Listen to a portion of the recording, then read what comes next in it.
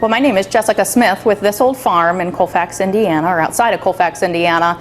And if anybody would have ever asked me if I would do meat processing at any point in time in the last 10 years, I would have laughed.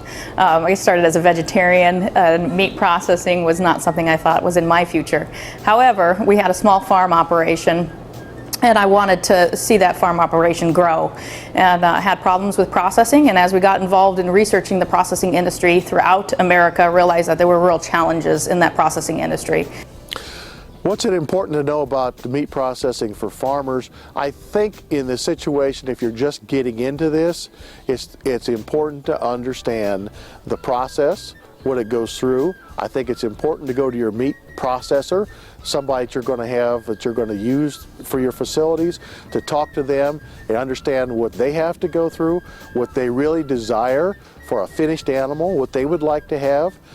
And then you go to your consumer and find out what they'd like to have. So it's understanding the whole process that goes on. And it's easy for me just to raise an animal out here and ship it off somewhere and say, you ought to take it, but I'm not quite sure what you really want. So in the media recently, the agriculture industry and food production especially has had some pretty poor media that will sometimes really concern the consumer so that they don't understand what's going on, or they may think that products from a larger processor might not be safe. So this has caused people to really step back and look more locally for their products, looking to shop at, say, farmers markets or smaller processors that they know and that they can trust and build a relationship with. Now, I would like to emphasize that large processors or small processors, as long as they're doing their job well, that food is going to be safe. And so I really trust all of the food that's in our system, no matter what size processor it's coming from. But the people that are looking for that local product, the small processor can really serve a unique role there and provide that niche market that some of our consumers are looking for. So here in the state of Indiana, we have a few different options as far as processing and retailing meat products. You can be USDA inspected, which is what most of our large processors are going to be, and that means that you can sell your product anywhere in the United States, and often it will qualify for exports as well. A lot of our smaller processors will choose to work at the state level with state inspection.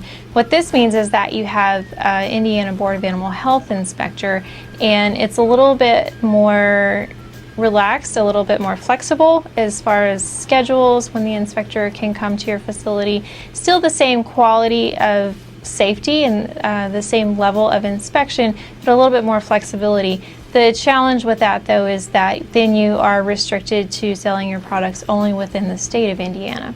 Another option is to do custom exempt. What this means is that the processor does not actually sell meat to the public. They provide a service for harvesting an animal and processing it. So in that case, the owner would bring their animal in, the processor would charge them for the service, and then that person would take their own products back home. In this case, there's non-inspection that's taking place, and so then the owner of the animal is assuming all of the safety on themselves. We are now a federally inspected processing facility, and we just went under federal inspection last year. Before that, we were a state inspected processing facility. So we chose federal inspection, or knew that we were going to go under federal inspection to be able to broaden our reach out of the state of Indiana. The USDA definition of local is within 400 miles, and so we still believe in that local food product. But local is Chicago, local is Kentucky, and we can broaden our reach and thus improve the sustainability of our own processing facility to be able to process and then move that meat across state lines. It's been an interesting experience working all the way through all the different challenges of not only small business, but also processing and helping farmers, and that's where my passion is supporting agriculture. Processing to me is a need for the agriculture to grow in the state of Indiana. So some of the challenges we see, especially with our smaller processors, is that the regulations with inspection and food safety are changing pretty rapidly. And sometimes it's difficult for them to keep up with all of those changes, and that should be the role not only of their inspection agency, but of people like Purdue Extension to make sure that we are communicating those changes and helping them facilitate that. Part of the mission of Purdue Cooperative Extension Service is to put people together in some ways. and that is we can help out individuals find areas that they can purchase animals and get animals at, or tell them who in the area they might want to look into, as well as the fact we'll talk to the farmers, the producers, and tell them areas that they might want to put their emphasis in marketing into. One of the things we have in Extension to help people out in reference to information is the Small Farms website. The Purdue Small Farms team is a group of us educators and specialists that are on campus, and we get together on a regular basis and plan programs for people that are small farms, and it's very difficult to put a caption upon what a small farm is. It can go anywhere from less than an acre up to a couple hundred acres, really, as you look at it. So what the Small Farm team does is devise programming that is needed for those people to capture that audience and give them some educational information that Purdue University can supply them to help their operations and hopefully help them make money in the process.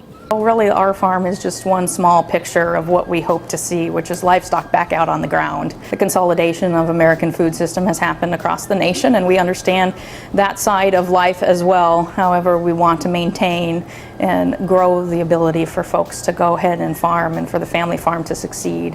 And that again comes back to having processing options. Our farm is one of those, and we do want to see, of course, success in our own farm operation, but really we want to see others return to the farm and know that it's a viable option.